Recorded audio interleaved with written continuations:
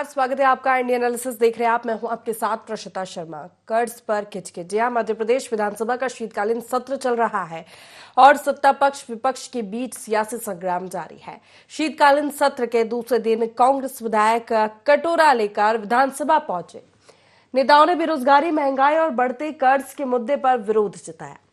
नेता प्रतिपक्ष उमंग सिंगार ने बीजेपी सरकार पर कर्ज लेने और प्रदेश की आर्थिक स्थिति खराब करने का आरोप लगाया। उन्होंने इसे कर्ज लेकर घी पीने वाली सरकार करार दिया। सिंगार ने कहा कि जब नेतृत्व कमजोर हो तो कर्ज बोझ बनता है और जनता उसका खामियाजा भुगतती है। भाजपा सरकार ने मध्य प्रदेश में जो किया वह न केवल वित्तीय अपराध है बल्कि ये राज्य के भविष्य के साथ भी एक भयानक धोखा है। उधर सरकार ने विपक्ष के आरोपों को बेबुनियाद बताया है। डिप्टी सीएम राजेंद्र शुक्ला ने कहा कि किसी भी राज्य के ग्रोथ के लिए 3% कर्ज लेना कोई बड़ी बात नहीं है। मध्य प्रदेश सरकार 3% के अंदर कर्ज ले रही है। कांग्रेस को लंबे समय तक मौका मिला पर कांग्रेस ने प्रदेश को बीमारू राज्य बनाया, लेकिन हमारी सरकार प्रदेश के विकास के लिए कर्ज ले रही है। सरकार कर्ज तो ले रही है लेकिन प्रदेश के अंदर विकास नहीं हो रहा। सरकार नौकरियां आज पद खाली है, पदों की भर्ती नहीं हो पा रही। सरकार उन आदिवासी दलितों के जो योजना है, उप योजना, उसके अंदर पैसा नहीं दे पा रही है। किसानों को खाद के लिए पैसा नहीं दे पा रही है। सरकार लाडली बहना को 3,000 रुपए नहीं दे पा रही। तो हमारा ये कहना है कि सरकार जिस प्रकार से पूरे विदेशों में जाके कर्ज तो लेना चाह रही लेकिन प्रदेश को आर्थिक रूप से सुदृढ़ नहीं करना चाह रही। कि सरकार आम जनता पे कर्ज चढ़ा रही है लेकिन खुद कर्ज लेके घी पी रही है।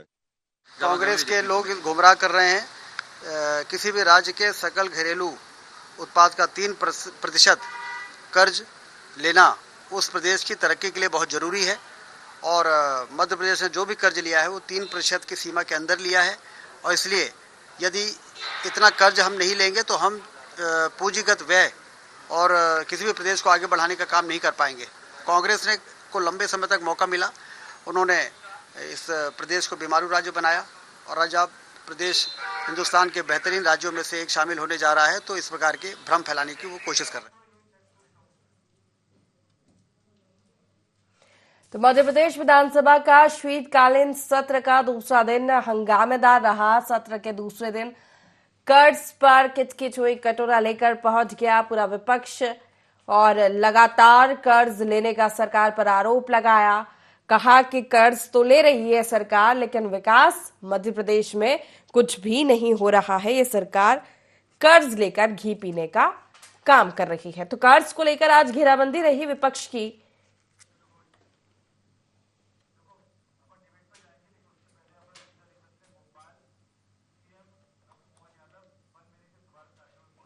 दूसरे दिन सत्र के कर्ज को लेकर जो हंगामा हुआ है, कर्ज पर जो किचकिच हो रही है सरकार पर, विपक्ष कर्ज लेकर घी पीने का आरोप लगा रही है। तो वहीं सत्ता पक्ष ने पलटवार कर कहा है कि ये कर्ज प्रदेश की ग्रोथ के लिए लिया जा रहा है। चर्चा करेंगे, खास मेहमान हमारे साथ जुड़े हुए हैं, परिचय आपका करा देते हैं।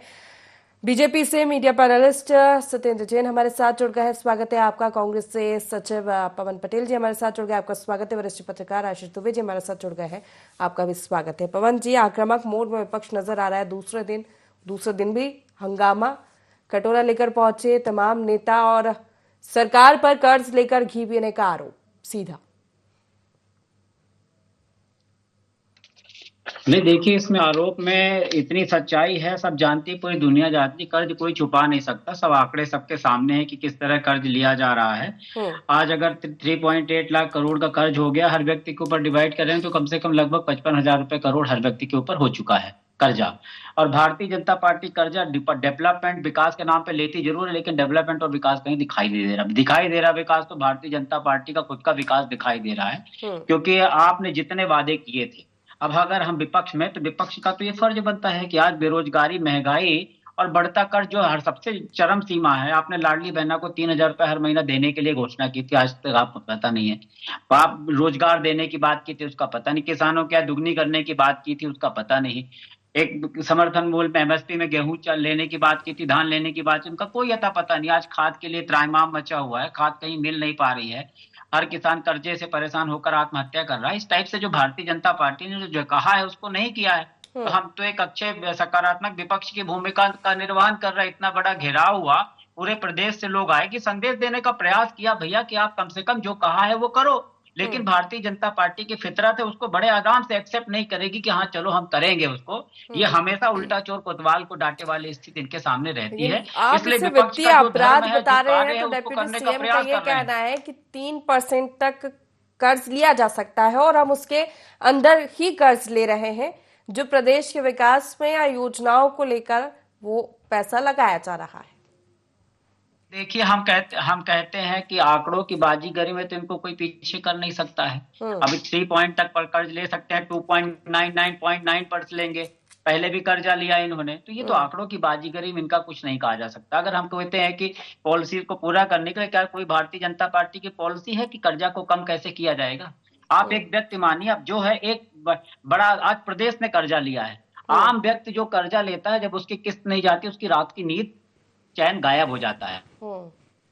आज ये अब प्रदेश की जनता महसूस करने लगी हुई है कि हर व्यक्ति के ऊपर जो 55,000 करोड़ का कर्जा है, इसलिए इस टाइप की स्थिति बन रही है। अगर ये कह रहे हैं कि कर्जे के लिए तो बताएं ना कि जो अभी पिछले महीने, इन्होंने 2 महीने में 750 करोड़, 7,500 करोड़ जो कर्जा लिया, उस कर्जे में कौन कौन सी नीतियों को पूरा कर दिया? कितनी लाडली बहना को दे दिया इन्होंने 3,000 जो बोला था? कितना एमएसपी पे माल खरीद लिया? कितने लोगों को रोजगार दे दिया? ये इनके पास कोई आंकड़ा नहीं होगी। सिर्फ बतौलेबाजी में भारतीय जनता पार्टी को मास्टरी हासिल है और वही बतौलेबाजी कर रही है। हम कहते सदन नहीं चलना, अरे हम कह रहे महंगाई बेरोजगारी पे चर्चा करो। आप चर्चा कर लो तो सदन कैसे चले, कैसे, कौन रोकेगा? सदन नहीं चलेगा। आप उन बातों पे जाए, केंद्र की बात कर लो, वहां भी यही स्थिति मची हुई है। स्टेट की बात कर लो, वहां भी यही स्थिति मची हुई है। बस इनके हिसाब से, इनके काम का हिसाब ना लें आप, बाकी तो कहेंगे, अब बाकी नहीं चलने देंगे सदन। तो विपक्ष को एक सकारात्मक विपक्ष की भूमिका का निर्वहन कर रहे हैं। विपक्ष को चाहिए और जो मुद्दे हैं जनता से जुड़े, उन पर आप चर्चा करने के लिए तैयार नहीं है। आरोप लगा रहे विपक्ष पर कि वो हंगामा कर सदन का समय बर्बाद कर रहा है। सरकार मध्य प्रदेश की भगवान की जनता के लिए प्रतिबद्ध है, मध्य प्रदेश को मंदिर मानती है। अर्थस्थ मूलम उत्थानम अनर्थस्थ विपपर्यय, जो एक हमारे यहाँ पर विष्णुगुप्त जी हुए हैं, चंद्रगुप्त, चाणक्य हुए हैं, उन्होंने, कौटिल्य जो इनको हम कहते हैं, उन्होंने दिया, और उस मंत्र को ही अभिप्राणित करते हुए पल पल पर वह काम कर रही है। अर्थ को विकास में लगा रही है, अर्थ को उत्थान के लिए लगा रही है। प्रदेश के उत्थान में हमारी डॉक्टर मोहन यादव जी की सरकार और अनेक कार्य से किए। आज मैं थोड़ा सा, आपने अर्थ का विषय है तो बहुत अच्छा विषय आपने रखा है, धन्यवाद भी ज्ञापित करता हूँ IND 24 चैनल को। और दूसरी बात देखिए, सबसे पहले तो मध्य प्रदेश का उदय 1956 में हुआ, और आप देखें 2003 तक कभी ये नहीं आया, FRBM एक्ट नहीं लेके आ पाए, और देश के अंदर लगभग 6 दशकों तक किसका शासन रहा? कांग्रेस का शासन रहा। कभी कांग्रेस ने ये नहीं सोचा कि राज्यों के लिए fiscal responsibility, budgetary management act लेके आया जाए। वह FRBM एक्ट जिसको हम कहते हैं, जिसमें जो लिमिट बताई जा रही है आइडियल 3 से 3.5% की, उस लिमिट को हमने सदैव पालन किया। और आज हमारे भारत रत्न पूर्व प्रधानमंत्री अटल बिहारी वाजपेयी जी की सरकार ने पूरे देश में वो लेके आए, संसद में उस कानून को पास किया, जिसके कारण हर राज्य उससे बाध्य हुआ और हमने हर राज्य के अर्थ के उत्थान के लिए काम किया। मध्य प्रदेश में जब से भाजपा की सरकार बनी है, अगर आप देखेंगे, जब दिग्विजय सिंह का शासन था, GDP टू डेप्ट रेशो कितना था? लगभग 36-37% हुआ करता था। आज GDP टू डेप्ट रेशो जो कहलाता है वह मात्र 25 से 30% के बीच में है। और जिस प्रकार से 2003 में अगर मध्य प्रदेश 1 रुपए कमाता था, तो और उसमें से ब्याज भरने में जो कर्ज था, उसका ब्याज भरने में 23 पैसे जाते थे। आज मध्य प्रदेश कोरोना जैसी महामारी को झेलने के बाद भी 1 रुपए कमाता है तो 10 पैसे ब्याज भरने में जाता है।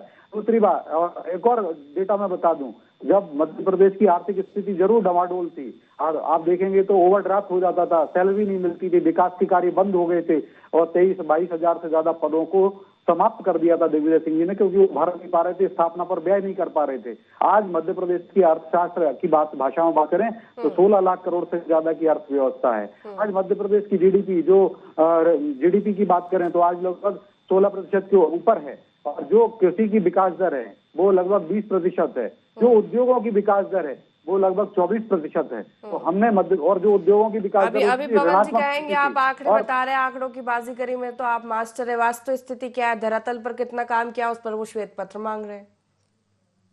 हम सारे पत्र देते हैं, लेकिन कांग्रेस के लिए मोदी फोबिया हो गया है, मोदी रेक्ट हो गया है।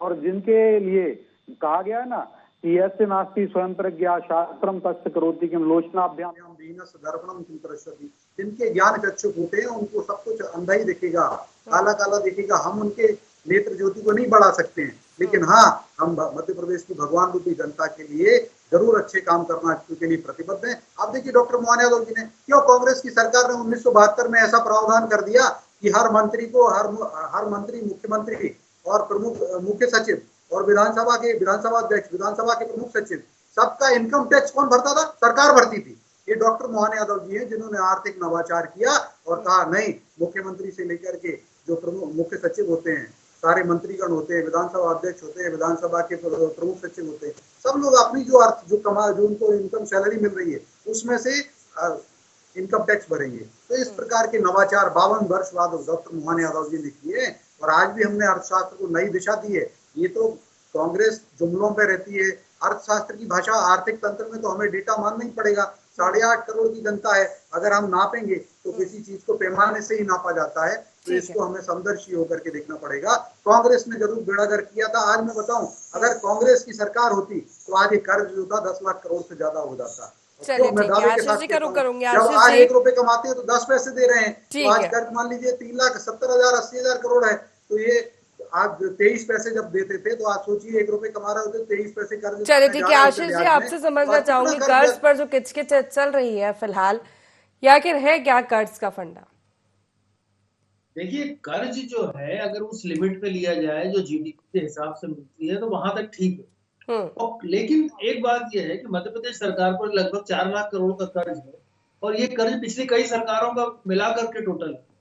लेकिन सवाल यह है कि कर्ज अगर सीमा के अंदर भी लिया जा रहा है तो लेकिन मध्य प्रदेश सरकार को उसका ब्याज देना पड़ता है जो लगभग 18% होता है। तो मध्य प्रदेश सरकार जो रेवेन्यू प्राप्त करती है, जो उसकी प्राप्तियां होती है, लगभग 18% उस पर ब्याज दे रही है। तो ब्याज किसी भी स्थिति में ठीक नहीं होता। दूसरी बात यह है कि कर्ज का जो हिस्सा है, यदि वो ठोस कामों में खर्च होता है, कैपिटल एक्सपेंडिचर यदि उसका होता है, नदी, सड़क, पुल, इस तरह के बड़े काम होते हैं, तो वो उसका यूटिलाइजेशन हो। लेकिन अगर वो योजनाओं पे खर्च होता है, कर्ज की राशि वेतन भत्तों पे खर्च होती है या इस तरह के रेवेन्यू एक्सपेंडिचर में होती है, तो कर्ज का कोई बहुत विशेष लाभ नहीं होता। तो मध्य प्रदेश सरकार अगर कर्ज ले रही है तो वो इस तरह का कैसा संतुलन बना के चल रही है, कैसे कर रही है, ये चीजें जो है मध्य प्रदेश सरकार खुद ही बता सकती है, अपने श्वेत पत्र पे बता सकती है। यदि विपक्ष ज्यादा उस पर इस तरह के आरोप लगाता है तो वो उस पर श्वेत पत्र जारी कर सकती है। लेकिन सबसे बड़ी बात यह है कि कर्ज यदि ठोस कामों पे खर्च होगा तो निश्चित तौर पर रोजगार के अवसर बढ़ेंगे, निश्चित तौर पर कहीं ना कहीं किसी न किसी स्तर पर महंगाई कम होगी और आम आदमी के जेब में, यानी जो उस कामों से जिनको रोजगार मिलेगा उसकी जेब में पैसा आएगा तो बाजार में खर्च हो। तो ये बहुत बड़ी चेन है। यदि इस तरह से इसका वो बनाया जाए, इसका संतुलन बनाया जाए तो कर्ज लेना बुरी बात नहीं है। लेकिन सिर्फ योजनाओं पर और इस पर खर्च किया जाए, जो काफी मुफ्त की योजनाएं भी हैं, कई और लोक लुभावन योजना है, तो वहां पर कर्ज दिक्कत देता है। तो इसलिए मध्य प्रदेश सरकार यदि सीमा के अंदर भी कर्ज ले रही है तो भी उसके यूटिलाइजेशन को लेकर के यदि उसके पास सही नीति होगी, सही जगह पे खर्च हो रहा होगा तो ही वो लाभ देगा, वरना इसका जो ब्याज है ये मुश्किल होगी और जो प्रति व्यक्ति जो कर्ज की बात जो की जा रही है वो इसी तरह से बढ़ता है। मोटे तौर पे तो यही है कि इस कर्ज को लेकर के जो है जितना किफायत बरती जाए और संसाधन बढ़ाए जाए उतना बेहतर। पवन जी आवाज मिल रही है? चलिए पवन जी से संपर्क करेंगे, सत्येंद्र जी का रुख करूंगे। सत्येंद्र जी, जिस तरह से आशीष जी का भी कहना है कि सिर्फ योजनाओं के लिए अगर आप कर्ज ले रहे हैं तो उसका यूटिलाइजेशन या उसको मैनेज कैसे करेगी सरकार, ये तो आप ही को बताना पड़ेगा। जो विपक्ष अगर कह रहा है और जनता भी जानना चाहेगी, अगर कर्ज सरकार ले रही है, आपका ये दावा है, लेकिन कैसे धरातल पर काम हो रहा है, क्या सिर्फ योजनाओं में इसको खर्च किया जा रहा है, ये तो सरकार को ही बताना पड़ेगा। म्यूजिक आ रहा है उसको बदल दो। सत्येंद्र जी,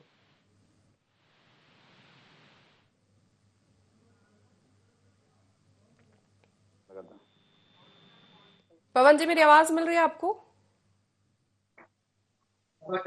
वॉइस नहीं पवन जी, सत्येंद्र जी, दोनों को मेरी आवाज मिल रही है?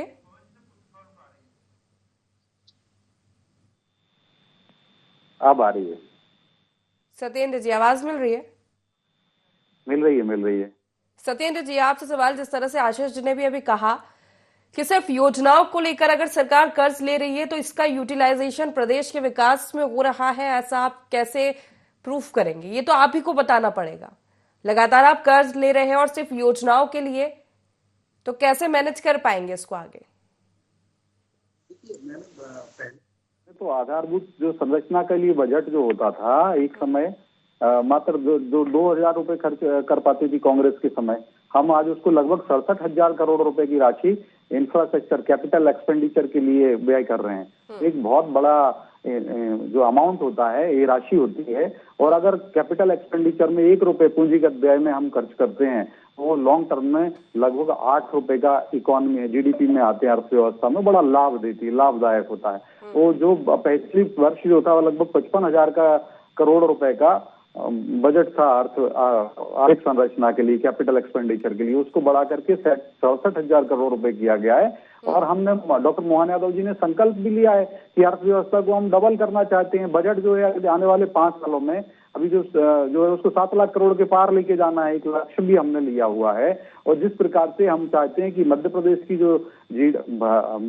जो इकोनॉमी है, स्टेट की जो जीडीपी है, जीडीपी कहते हैं, या जीएसडीपी जो है, देश में पहले जब कांग्रेस के शासन रहता था तब उसका अनुपात था 3% का योगदान आता था। आज वो 5%, मध्य प्रदेश का जीडीपी देश में 5% के लगभग का कंट्रीब्यूट कर रही है। एक बहुत बड़ा योगदान हमारी नीतियों के कारण आया है। हमने काफी सुधार किए हैं। और कांग्रेस होती तो अपने जेब में भर लेती है धनराशि, भ्रष्टाचार की बलि वेदी पर चढ़ जाता है पैसा, और कर्ज भी 10 लाख करोड़ के आसपास का हो जाता, जो मैं आपसे कह रहा था पहले, तो ये कांग्रेस कर देती। क्योंकि आज मैंने आपको बताऊं, बजट के डेटा बता रहा हूँ, और उसमें बताया गया 1 रुपए कमाता मध्य प्रदेश तो अभी 10 पैसे ही ब्याज भरने में जा रहा है। तो अगर जब कांग्रेस के समय 1 रुपए कमाती थी सरकार, तो उसमें से 23 पैसे ब्याज भरने में जाते थे। तो ये बहुत बड़ा अंतर था। हमने उस अंतर को ब्रिज किया है। आज 1 रुपए मध्य प्रदेश कमाता है तो 10 पैसे ही ब्याज में जा रहे हैं। इसका मतलब ये हुआ कि अगर आज लगभग 4 लाख करोड़ का कर्ज जो कह रहे हैं 3.25 लाख करोड़ है, तो कांग्रेस होती तो ये लगभग 9-9.5 लाख कांग्रेस होती तो ये हो जाता। वो परिस्थिति पे हम चर्चा ही नहीं करेंगे। 2 दशक से आपकी सरकार है, तो सवाल आपसे करें। अर्थमूल्य को बढ़ाया है, इनके पास ही नहीं अपना बताने, अब हमें बोलने दीजिए। ठीक है, जवाब पवन जी से जवाब ले किलोमीटर की सड़कें थी, आज हम 5 लाख किलोमीटर से ज्यादा की सड़कें बनाई हैं। मैं बता देती हूँ पवन जी, इंफ्रास्ट्रक्चर पर काम हुआ है मध्य प्रदेश में, इंफ्रास्ट्रक्चर पर काम हुआ है, कई विकास हुए, मूलभूत सुविधाएं जो नहीं मिलती थी वो अब जनता को मिलने लगी है। तो ऐसे कर्ज यूटिलाइज हो रहा है, कर्ज का। औद्योगिक निवेश आ चुका है। देखिए, अब इनको तो चुप करिए, इनका तो बंद हो। सत्येंद्र जी रुक जाइए 1 मिनट। हाँ, इनका वही वो 10% 50 बार रिपीट कर चुके हो। हिम्मत, एक बार बोल चुके तो बार बार काहे बोल रहे हो आप? देखिए, कोई भी व्यक्ति, सबका ये सिस्टम हटा देते हैं। आदरणीय वरिष्ठ पत्रकार जी बोल रहे हैं 18% ब्याज देना पड़ रहा है। ठीक है, ये कब बोल रहे हैं कि 10% 10 पैसे ब्याज देना पड़ रहा। अरे जब इतनी कमाई हो रही तो उस कर्जा को कम करो ना महाराज। सिंपल से गणित समझाओ ना आम आदमी को। जब तुम्हारी इतनी कमाई हो रही तो दिखाओ, ये देखो हमने कर्जा कम कर दिया। कर्जा कम नहीं करेंगे, कर्जा लेते जाएंगे, लेकिन गुणा भाग उसका ऐसा बताएंगे कि आम जनता भटकती रहे कि कांग्रेस के जमाने में 100 के नोट पे कर्जा लेते थे, हमने 500 रुपए के नोट पे कर्जा लिया, उसमें पेपर कम यूज हुआ। ऐसे जबरदस्ती की बात कर रहे हैं। अरे सिंपल सी बात है कि आपने कर्जे को कम करने का कोई प्रावधान नहीं है। आपने जो कर्जा लिया, जनता को कहीं कोई रिलैक्स नहीं मिला। महंगाई कम की हो तो बता दीजिए, बेरोजगारी कम किया हो तो बता दीजिए, किसानों की आय दुगनी की हो तो बता दीजिए, किसानों को एमएसपी में अगर ले रहे हो तो बता दीजिए। कमलनाथ जी ने 100 रुपए में बिजली दिया, बिजली के बढ़े हुए दाम पे दाम।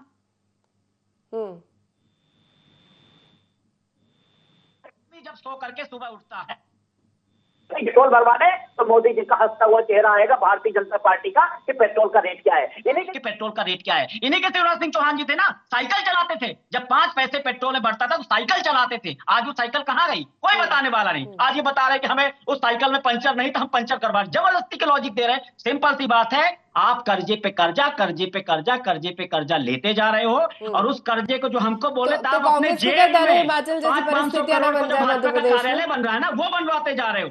जनता के लिए कुछ नहीं कर रहे हो। जनता के लिए अगर आप कर रहे होते तो लाडली बहना को 3,000 रुपए देने पवन जी, क्या कांग्रेस को ये डर है कि हिमाचल जैसी परिस्थितियां ना बन जाए मध्य प्रदेश में?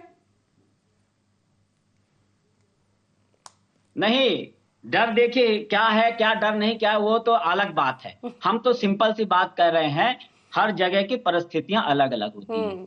हिमाचल प्रदेश की परिस्थितियां अलग है और बाकी प्रदेशों की परिस्थितियां अलग है। लेकिन हम इंटेंशन की बात कर रहे हैं। हर जगह का भौगोलिक क्षेत्रफल अलग होता है, हर जगह की जनसंख्या अलग होती है, सब चीजें कई अलग अलग उस पर डिपेंड करता है। लेकिन सरकार की नीयत समझ में आ जाती है काम करने और ना करने से।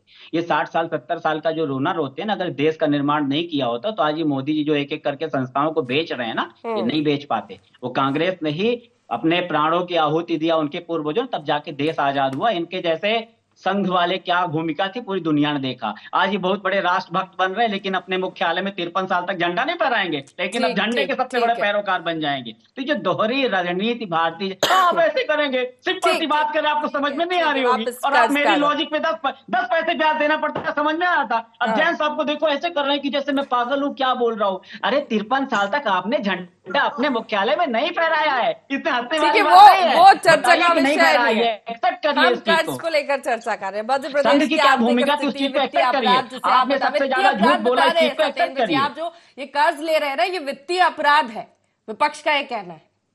देखिए प्रश्निता जी, आपने तो स्वयं ही पूछा तो ये आए वाए साए हो गए।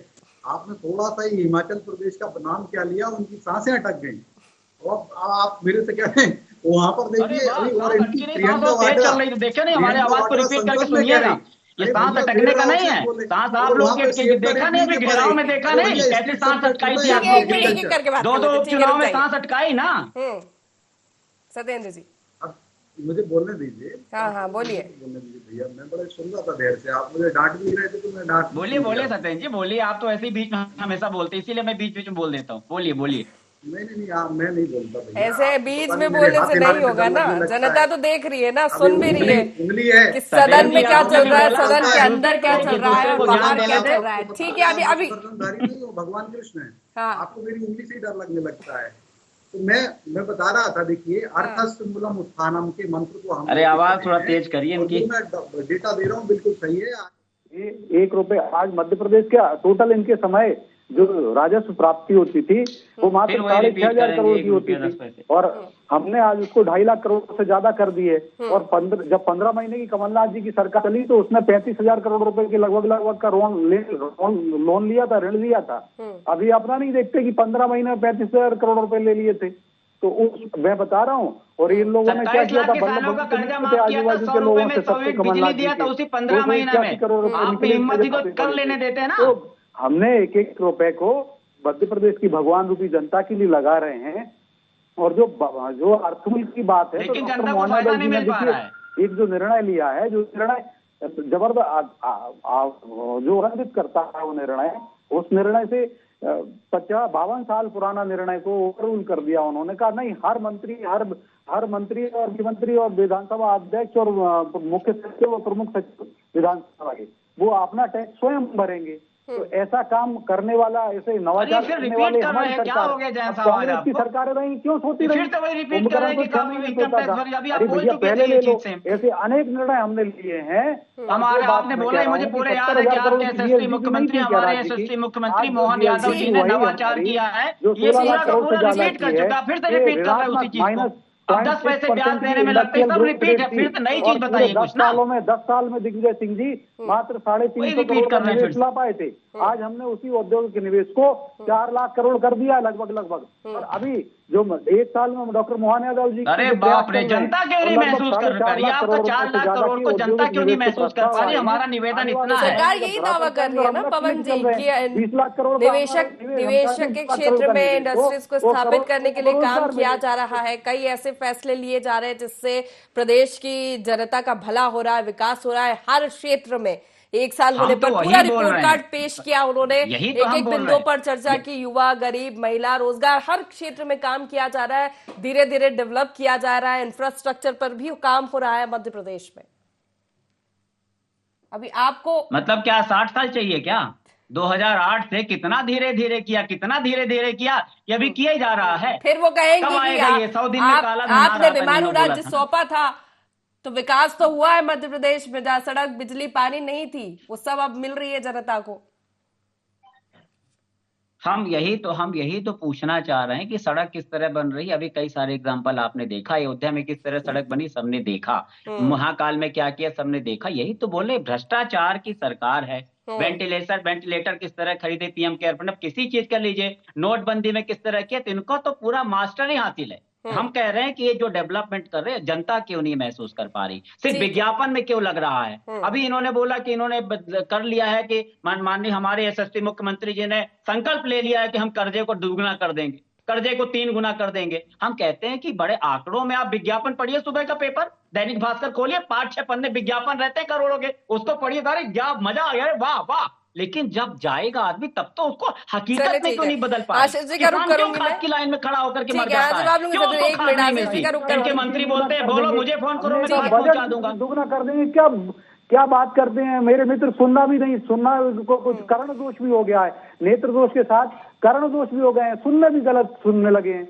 हमने हमारे मुख्यमंत्री जी का संकल्प है जो बजट 3.5 लाख करोड़ का है, उस बजट को 7 लाख करोड़ डिबेट में पवन कुमार पटेल है तो मत ऐसा नहीं होगा, चर्चा करेंगे ना, चर्चा से तो कोई नहीं भाग सकता ना। मेरे मित्र, चाहे डिबेट हो, चाहे सदन हो, चाहे सड़क पर हो, तो सुनना तो पड़ेगा सभी को, और जो वास्तविक स्थिति है वो भी बताना पड़ेगी। आशीष जी करूंगी, दोनों शांत हो जाइए, ठीक है। आशीष जी क्या लगता है आपको, जिस तरह से जब बात आती है कर्ज को लेकर, पहले तो इसको समझने के लिए आपको पूरा अर्थशास्त्र समझना होगा। वित्तीय अपराध विपक्ष से बता रहा है, लगातार कर्ज ले रही सरकार, कह रही है 3% के अंदर हम ले सकते हैं और हम वही कर रहे हैं, और वो इंफ्रास्ट्रक्चर पर काम आ रहा है, डेवलप किया जा रहा है मध्य प्रदेश में, उसी पर ये कर्ज लगाया जा रहा है। आपको क्या लगता है, क्योंकि जब सरकार से सवाल करते तो फिर वो कांग्रेस शासन पर चली जाती कि बीमारू राज्य हमें सौंपा था तो 2 दशक में हमने काम किए हैं और मध्य प्रदेश विकास की राह में आगे बढ़ा है और बढ़ रहा है।